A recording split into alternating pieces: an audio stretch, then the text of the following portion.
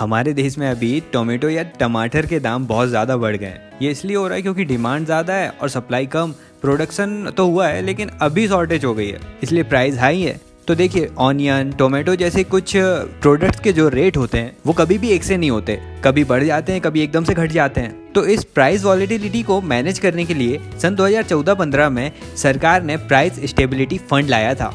इस फंड के माध्यम से सरकार एक बफर बनाने का काम करती थी। मतलब ये जो एग्रीकल्चरल प्रोडक्ट्स थे, दाल, प्याज, टमाटर, आलू आदि को फार्मर से खरीद कर ये अपने पास स्टोर कर लेती थी गवर्नमेंट। और फिर जब भी इन प्रोडक्ट्स के प्राइस बढ़ते थे तो गवर्नमेंट इन प्रोडक्ट्स को फिर से मार्केट में रिलीज कर सकती थी ताकि इनकी सप्लाई बढ़ने से रेट में कमी आ जाए। ऐसे 22 एसेंशियल फूड कमोडिटीज इसमें इंक्लूड किए गए थे, उनका स्टोरेज किया जाता था।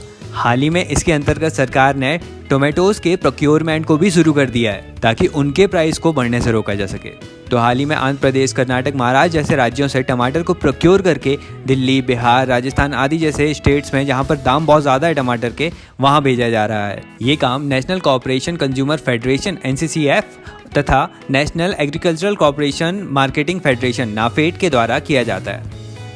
अब देखिए, ये जो प्राइस स्टेबलाइजेशन फंड था ना, ये पहले department of agriculture corporation and farmer welfare के अंतर्गत काम करता था, मतलब कृषि मंत्रालय के अंतर्गत। लेकिन फिर आगे चलकर इसे कॉमर्स मिनिस्ट्री को दे दिया गया। 2016 से इसे department of consumer affairs, food and public distribution manage करता है। अब प्राइस वॉलेटिलिटी को मैनेज करने के लिए ये गवर्नमेंट की सिर्फ एक स्कीम थी, लेकिन इसके अलावा भी गवर्नमेंट बहुत सारे काम करती है। कुछ अन्य स्कीम्स भी हैं जो प्राइस को मैनेज करती है मार्केट में। जैसे एक स्कीम है मार्केट इंटरवेंशन स्कीम। इसमें किसी भी फूड कमोडिटी का जब प्रोडक्शन या फसलों का प्रोडक्शन ज़्यादा हो जाता है तो उनके दाम गिर जाते हैं, किसानों को सस्ते में वो फसल बेचनी पड़ती है। तो जितने भी इन फसलों के दाम कम हुए उसकी भरपाई सरकार मार्केट इंटरवेंशन स्कीम के माध्यम से करती है। सेंट्रल गवर्नमेंट 50% और स्टेट गवर्नमेंट 50% भरपाई कर देती है जितने भी प्राइस गिरे होते हैं फसलों के। इससे हमारे किसान भी स्ट्रेस से बच जाते हैं।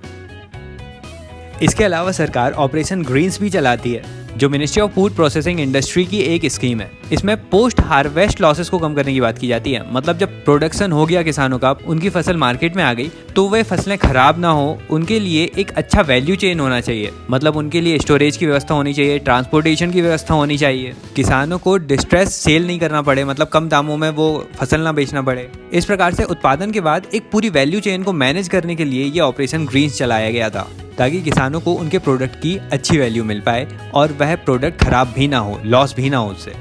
तो इस प्रकार से ये 3 स्कीम्स इंपॉर्टेंट हैं किसी भी फूड प्रोडक्ट के प्राइस की वॉलेटिलिटी को मैनेज करने के लिए। वीडियो इन्फॉर्मेटिव है, अच्छा लगा तो लाइक कर दीजिए, ज़्यादा से ज़्यादा शेयर कीजिएगा फ्रेंड्स के साथ और सब्सक्राइब कर लीजिए पहली बार यदि चैनल पर आ रहे हो तो। Thank you so much for listening.